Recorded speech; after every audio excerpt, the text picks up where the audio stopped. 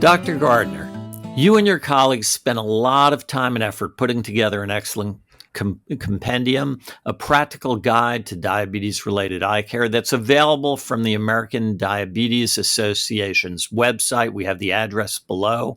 What is the most important thing that you would like our colleagues to understand from that compendium? I think that, first of all, to realize this is still a blinding condition in some patients, and that everybody in the healthcare field has a role in trying to help patients maintain their vision. If we stand back and talk about why we need to be concerned about this, can you share with us how common is diabetes-related retinal disease and what are the consequences of it? Well, the big picture, worldwide picture, is that the International Diabetes Federation estimates that the total number of people with diabetes worldwide will increase from currently 10.5% of the world's population, which is incredible, to more than double that by 2045. That's just 20 years from now. Wow. So it's sort of like an iceberg. We're just really seeing the tip of this now, and there are a lot of folks, unfortunately, who are at risk for developing these multiple complications over the next couple of decades.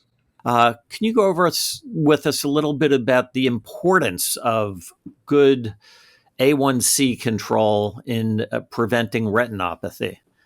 Sure. Well, this has been shown both for type 1 diabetes in, of course, the DCCT edict, and in type 2 diabetes in the ACCORD study, and Eurodiab and other studies like that. And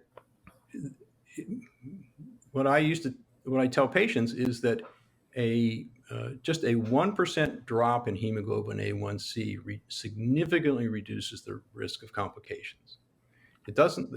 They don't have to go from 9% to 4% or 5%, but even single-digit decreases in A1Cs reduces the risk of long-term complications substantially. Yeah, and that's incredibly important. We only have another minute or so left, so let's use the time that we have available to go over what the current recommendations are for how often and when people with diabetes should be referred for eye care. Right.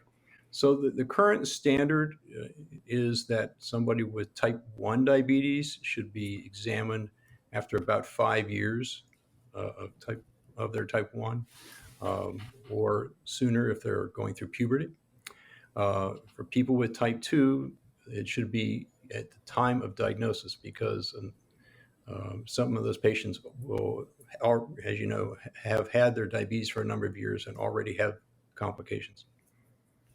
Excellent. And our final question before we wrap up.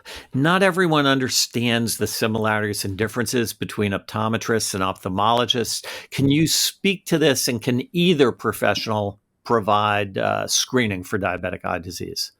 Absolutely. So optometrists go to optometry school, and they provide very important service.